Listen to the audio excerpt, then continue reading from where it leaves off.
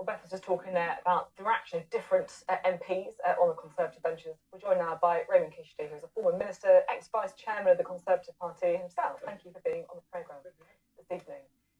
How damaging has the last few days been from the Conservative Party? Well, the question that we have to ask is, we should be focusing on jobs, opportunity, prosperity, security, and how do we deliver happiness for our constituents across the country. And I think, when we see issues like this, that distracts the government and it distracts from the Conservative Party from getting their message out there with regards to how we are going to deliver, for our great country when it comes to jobs, opportunity, security, prosperity. The question that I have now is this. This issue is nothing new. I raised this issue with the Prime Minister during the leadership campaign when he wanted my support. I've sat on the issue of engagement with the Muslim community. I've sat on the Home Affairs Select Committee for 3 years looking at extremism, looking at intolerance, and there was two faith communities, the Jewish community and the Muslim community, which had the largest amount of hate against them. And it's completely unacceptable. And I said to the Prime Minister, look, in our national interest, let's ensure that we have a government which is inclusive and it engages with people from all different faiths and backgrounds. We've had an issue with regards to engaging with the Muslim community, and I want you to commit to me that it will be an inclusive government, a merits-based system, and you can treat all faith communities fairly. And I shared data with him. He said to me, Rehman, I'm committed to this, and we will work together on this if I become Prime Minister. Well, he's in Prime Minister now. Has he kept his promise to you? I have not seen the Prime Minister for over a year and a half since he's become Prime Minister. So he hasn't worked with you on it, has he? He hasn't. And the fact on that is this. If we look at the latest statistics, from Tell Mama, a government-funded organisation, and it says in the last 4 months, there's been 2,000 plus incidents of anti-Muslim hatred, hate crimes across the board. And I said to the Prime Minister, look, let's treat all faith communities fairly and equally. So with regards to the Jewish community, anti-Semitism has seen a real unacceptable rise, and therefore the government has rightly put forward the resources for autumn statement. It has an independent advisor to deal with anti-Semitism.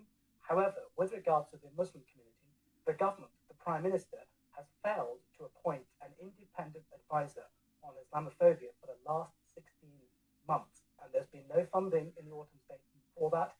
And then you look at the Prime Minister's statement yesterday when he talks about intolerance and hate in politics. And he makes it very clear the government is committed to dealing with that. And he says dealing with anti-Semitism. Absolutely.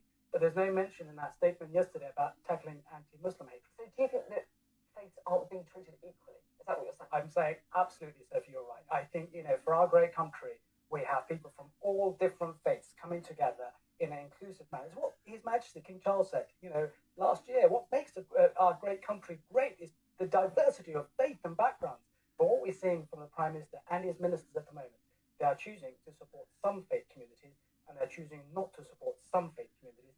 And that is absolutely unacceptable. Why do you think that is?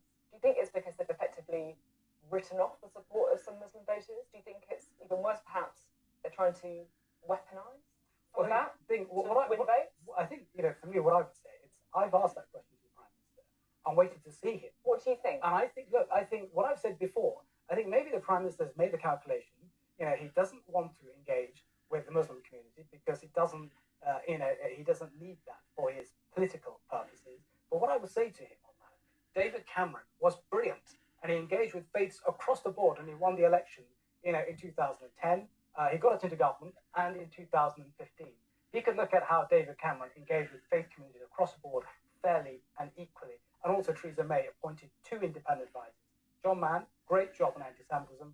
She appointed Tari Assam on anti-Muslim hatred, Islamophobia, and she was committed to that. But this Prime Minister has not taken that position to reappoint an independent advisor. I just want to have a look at what Lee Anderson said, because this is what this goes back to. He said, I don't actually believe that the Islamists have got control of our country, but what I do believe is they've got control of Khan and they've got control of London. He's actually given our capital city away to his mates. Is that racist?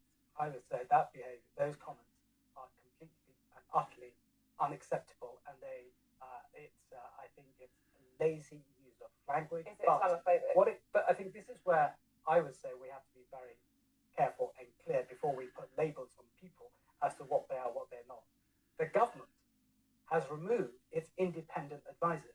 If you had an independent advisor, that's not the Labour Party saying it, that's not the Conservative Party saying it. If you had the independent advisor, you ask the independent advisor, the comments made by that member of parliament, is that Islamophobic or not, rather than asking another politician to do it, because we as politicians have to be careful before we start labeling as somebody, with regards to if they're whether they're Islamophobic or anti-Semitic. We're therefore having independent processes. An independent advisor would have done that job for the Prime Minister, and we would all known what the situation is. But his comments, Lee Anderson's comments, unacceptable, completely unacceptable, and therefore I think, with regards to, this is what we have to be careful in politics. If we don't agree with somebody, we put the word extremism next to it, and that creates intolerance and hatred and divisiveness in our society.